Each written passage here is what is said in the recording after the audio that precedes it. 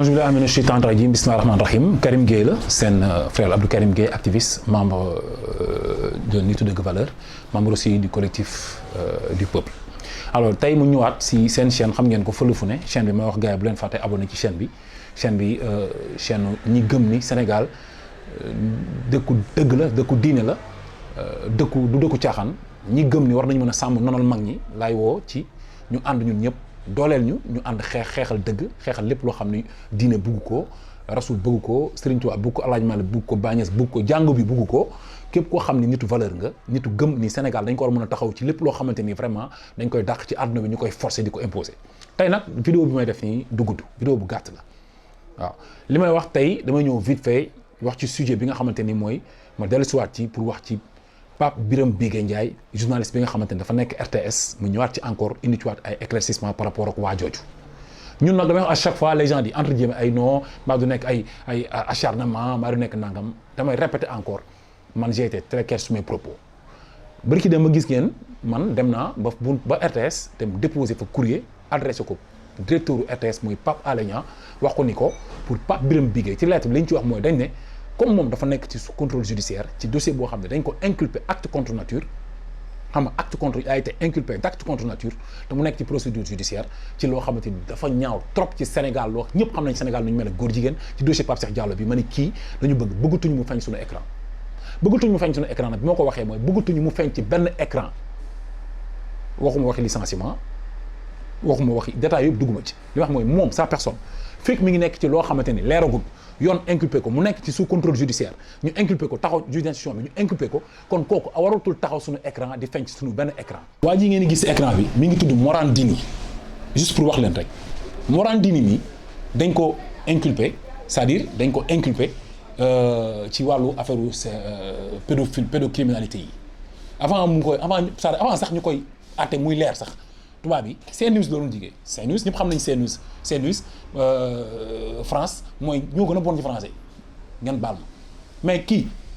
journaliste français yëpp a jug attaqué CNews ne kenn du ko fi jëlaat tant que lii leerul ay dossier am leerul parce que mënuñu ko jiiñ ñi ay pédocriminalité ay yi ñuy wax ni ba noppi ñu bàyyi ko muy feeñ seeni écran mais journaliste français yëpp a jug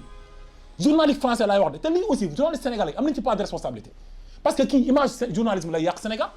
parce que na leer ba mu leer ni moom li ñu ko jiiñ nekk ko dañ ko inculpé donc man boo gisee mooy wax loolu c'est juste pour leeral leen ngeen comprendre carrément que ni waa ji dafa Pape Birame Bigué waratul feeñ suñu télé tant que leerul loolu dama bëgg mu leer léegi nag par rapport ak SeneNews Seneweb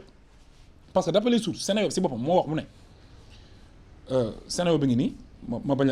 bañ a guddal ma liiram rek nañ après sa garde à vue à la brigade de recherche de Keur Massar, le journaliste de la diffusion RTS, Pape Birame Bigué Ndiaye, a bénéficié d'une mise en liberté sous le régime de contrôle judiciaire. Selon Seneweb, le juge d'instruction du premier cabinet du tribunal de Pikine-Guédiawaye l'a inculpé pour des faits d'acte contre nature.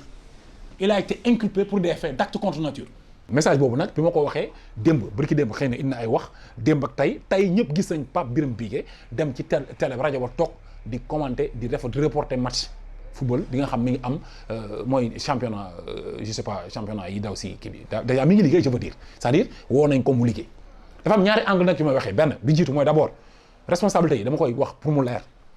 man bi may def activité je le fais pour tout le peuple sénégalais il faut sénégalais yi déglu ma ak xel te bàyyi di ma déglu xol ñun nekkuñu fii di jëm a am ay nit ku ñuy créer ñun on combat l'homosexualité sur toutes ses formes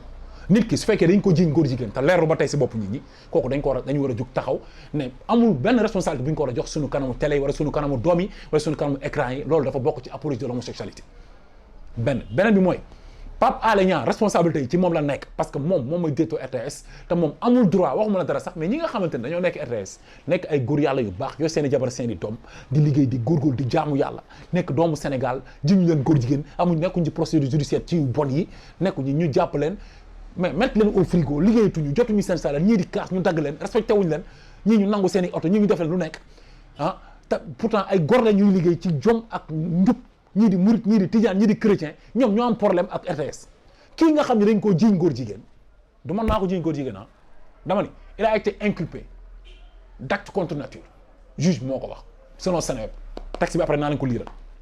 ma ne il a été inculpé laa wax léegi nag kooku mënuñu ko inculpé ba noppi ngeen jàpp doomu Sénégal yi nga xam dañoo am jom mettre leen au frigo moom ngeen jël ko coûte que coûte rapidement ngeen yàqamti jëlaat ko tegaat ko ci télé bi loolu xam nañ la ngeen di insinuer Pape Alé Niang laay waxal nag li ngeen insinuer ñun xam nañ ko mais ça ne va pas passer instant yi Pastef le pouvoir du Sénégal yi nga xam ñoo nekk régime bi nekk au pouvoir dañoo nekk di jéem a jox ñu forcer homosexualité en petite dose parce qu'on n'est pas en phase avec vous ci seen loi bi ngeen di dugal ànduñu si ñun dama wax ne ñun nekkuñu fi di def ay modifications wala ñu def ay durcissement ñun nous parlons de la criminalisation de l'homosexualité il faut que ça soit clair léegi nag criminalisation boobu ñuy wax noonu li ngeen dugal ay apologie beeg ñi ngi ci dugal ñëpp fii lay commencer mooy Pape Birame Bigué dafa am problème ak justice ci affaire homosexuelle leeragul moom la am du moom ñu koy wax ñu inculpé ko ba noppi ngeen jël ko Pape Alé Niang jël ko teg ko ci télé bi même pas 2 jours ñu ciy wax di wax loolu c'est pas normal te on va pas se laisser faire loolu du jàll tey te du jàll suba te duñ ko nangu mu bëgg ngeen xam ko nag te lépp lu ñu mën dinañ ko def moo tax dama bëgg maa ngi woo nag képp koo xamante ni kilifa diine nga kilifa aada jàngalekatu alxuraan ñëpp man vendredi bii incha allahu rabbi bii ñu jëm si Masalikul Jinaan bu ñu julee ajuma pare ñëpp fa la ñuy julee ajuma Masalikul Jinaan dox jëm ci spanaatu ñaari tali bi ajuma bii dama koy def bésu taw ba day tombeek 17e jour weeru koor la ñuy wax xare badar bisu badar la dañuy dem ñun ñëpp nañ daje foofu dem ci spanaat bi toog fa dajale xale ñu jàng alxuraan woo chrétiens yi ñu ñaan ci yàlla tuubal Sénégal ci li nga xam ne musiba la da ngeen góor jigéen yi fu nekk ci Sénégal ñu ngi ñuy jëm a forcer góor jigéen ay 27 jàpp nañ 30 fii jàpp nañ 40 fee jàpp nañ Saint-Louis fii jàpp nañ fii Louga jàpp nañ maintenant le message est très simple ajjuma ñun ñëpp dañuy daje maa ngi woo ñëpp nag képp ku ñu bëgg a jàppale wan Pape Alé Niang ne ko góor jigéen du fi am baat fii wala ku ñuy jëñ góor jigéen na leer wan régime bi nekk sur en place Ousmane Sonko loi bi ñun ànduñu ñun criminalisé lañu wax wan képp ko opinion internationale tubaab bi yëpp ne leen Sénégal criminalisé la wax ñun durcir ñu defuñ dara dañuy criminaliser homosexualité radical le Sénégal est radical le Sénégal li ñu rosé ci homosexualité accepté wuñu góor jigéen accepté wuñu ku ñuy jëñ góor jigéen attention booy Pape Birame Bigué boobu RTS day xëy palais lañ ko détaché chaque jour mu ngi ci palais bi léegi nag bu fekkee régime bi dañu bëgg nag di dooleel góor jigéen nañ ñu wax fekkee da ngeen bëgg dooleel góor jigéen nañ ñu wax ndax Pape Alé Niang su amee sañ-sañu jël booy Birame Bigué tegaat ko fii mu taxaw di liggéey ci RTS ak li fi xew yëpp loolu mënu ko def à l'insu de Ousmane Sonko mënu ko def à l'insu de Diomaye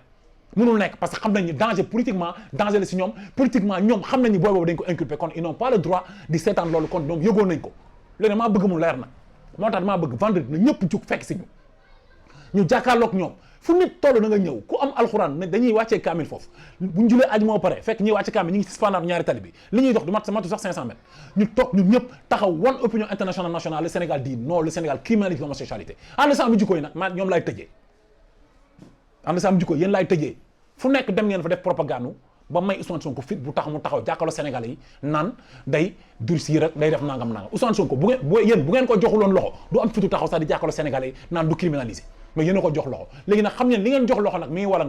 wala ngaan na nag ba dugg na RTS wala ngaan na nag ma mi ngi dox ba suñu doomi dañuy taxaw di jàkkaarloo koo xam dañ ko inculpé d'acte contre nature ànd sam jikkoy am ngeen ci part de responsabilité may woo Sénégalais ne ngeen jug ñu jàkkaarloog ñii bëgg ñu imposer li nga xam du dëgg tey du dëgg suba parce que nag suñu devoir la bu ngeen xamoon li yàlla wax ci góor jigéen ak musiba yi dal Sénégal fi mu toll nii ak jug bi ñu ci war a jug leen ñu jàkkaarloog ñii lii taxaw dakk tey